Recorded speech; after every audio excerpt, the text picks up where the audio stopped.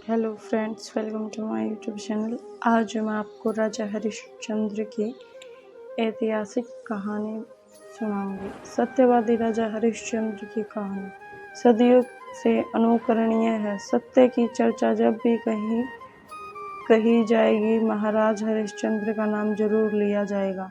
सूर्यवंशी सत्यव्रत के पुत्र राजा हरिश्चंद्र, जिन्हें उनकी सत्यनिष्ठा के लिए आज भी जाना जाता है, उनकी सत्य के प्रति निष्ठा उनके युगों के बाद भी सत्य का प्रतीक बनी हुई है। इसका युग त्रेता माना जाता है। राजा हरिश्चंद्र अयोध्या के प्रसिद्ध सूर्यवंशी राजा थे, जो सत्यव्रत के पुत्र थे।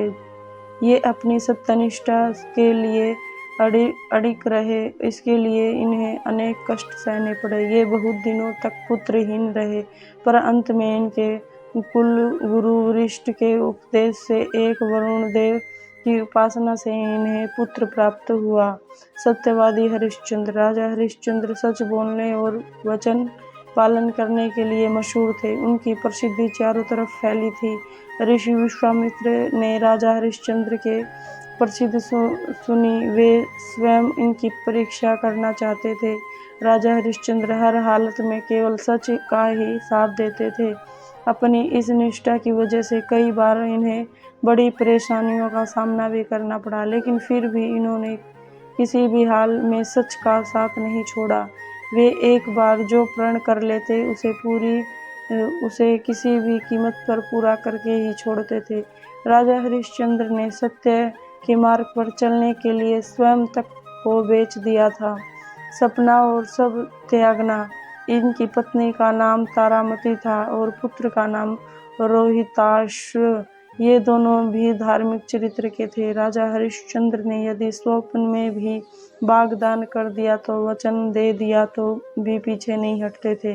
ये ऋषि विश्वामित्र की शक्ति से राजा हरिश्चंद्र ने अपने सपने में देखा कि उन्होंने सारा राजपाट विश्वामित्र को दान में दे दिया। अगले ही दिन जब विश्वामित्र उनके महल में आए तो उन्होंने विश्वामित्र को सारा हाल सुनाया और साथ ही अपना राज्य उन्हें सौंप दिया। 500 स्वर्ण मुद्राओं की मांग जाते जाते विश्वामित्र ने राजा हरिश्चंद्र से दान उपरांत दक्षिणा में 500 स्वर्ण मुद्राएं मांगी।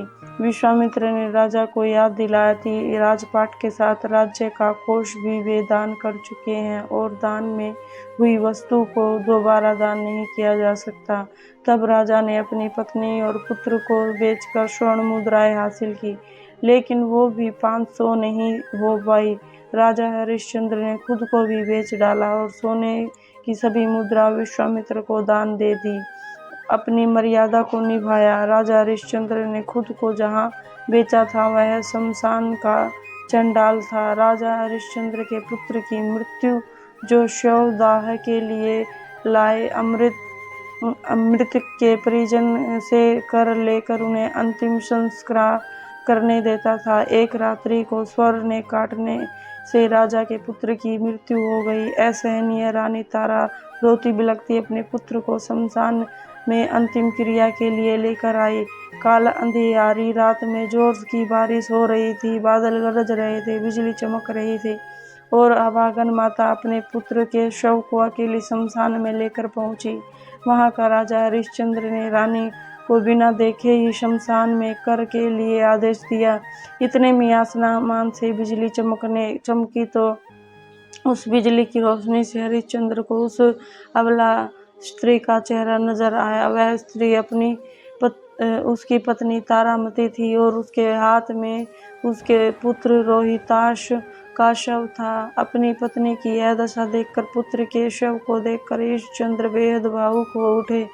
उस दिन उनका एकादशी का व्रत भी था और परिवार की इस हालत से उन्हें दिल लाकर रखा था। उनकी आंखों से आंसू भरे थे। कर्तव्य प्राण राजा हरिश्चंद्र, लेकिन फिर भी वह अपने कर्तव्य की रक्षा के लिए आतुर थे। भारी मन से उन्होंने अपनी पत्नी से कहा कि जिस सत्य की रक्षा के लिए उन्होंने अपना महल राजपाट सब त्याग दिया, स्वयं को भी अपने परिवार को से बेच दिया, आज यही सत्य की रक्षा की घड़ी है। राजा हरिश्चंद्र ने अपनी पत्नी से कहा, तुम्हें शमशान में अपने पुत्र के अंतिम संस्कार के लिए निर्धारित कर देना होगा। रानी तारा के रूप में अपनी साड़ी का टुकड़ा फाड़ देने की कोशिश करती है। उसी समय आकाशवाणी हुई कि स्वयं ईश्वर प्रकट हुए और उन्हें राजा से कहा, हरिश्चंद्र, तुमने सत्य को जीवन में धारण करने का उच्चतम आदर्श स्थापित किया है। तुम्हारी कर्तव्य निष्ठा महान है। तुम इतिहास में अमर रहोगे और राजा की ली जाने वाली दान वाली परीक्षा तथा कर्तव्य के प्रति जिम्मेदारी की जीत बताई। हरिश्चंद्र ने ईश्वर से कहा, अगर वाकई मेरी कर्तव्य निष्ठा और सत्य के प्रति समर्पण सही है तो कृपया स्त्री के पुत्र को जीवन दान दीजिए। इतने में ही रोहिताश जीवित हो उठा।